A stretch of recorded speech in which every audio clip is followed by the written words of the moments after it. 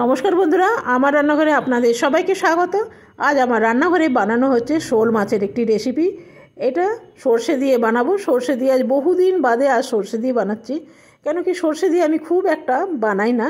তবে আমার সর্ষেটা পেশা হয়ে গেছে। এখানে দুই রকম সর্ষে আছে, লাল সর্ষে আর হলুদ সর্ষে। এটা মিক্সিতে পিষেছি, সেই জন্য আর শেয়ার করলাম না। এই কড়াইয়ের মধ্যে দিয়ে দেবো তেল, আর তেলের উপরে দিয়ে দেবো নুন। কেন কি আর আমি নুন দেবো না, এখানে বেশ খানিকটা নুন দিয়েছি, আর মাছের মধ্যেও নুন আছে। তরকারির মধ্যে যদি আবার নুন দিই না, তাহলে নুনটা বেশি হয়ে যাবে। আর সর্ষের মধ্যেও আমি নুন দিয়েই পিষেছি। সর্ষে টর্ষে পোস্তর মধ্যে যদি একটু নুন দিয়ে পিষেন না, তাহলে পেশাটা খুব তাড়াতাড়ি হয় আর একদম স্মুথ হয়ে যায় পেস্টটা। তো আর শোল মাছগুলো আমি এখানে বাকি যে পিসগুলো ছিল সেগুলো দিয়ে দিলাম। তবে শোল মাছ কী জানেন তো, একদিন রান্না করে তার পরের দিন যদি খাওয়া হয়, সেই মাছটা দারুণ টেস্ট হয়। তবে কিন্তু সর্ষে দিয়ে এটা ভালো লাগে খেতে, মানে একদিন রান্না করে তার পরের দিন খাওয়া হলে ভাল লাগে। দিয়ে দিলাম এখানে তেলের মধ্যে কালো জিরে, আর দিয়ে দিলাম একটু টমেটো,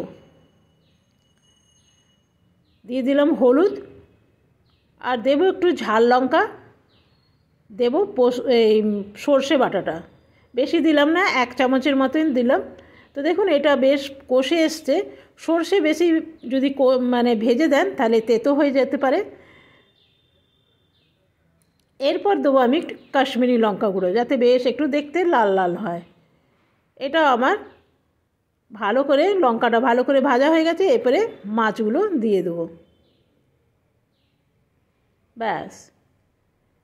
এরপরে খুন্তি দিয়ে ভালো করে এগুলো একটু নেড়ে চেড়ে নেবো। দিয়ে দেবো উপর থেকে একটু ধনেপাতা।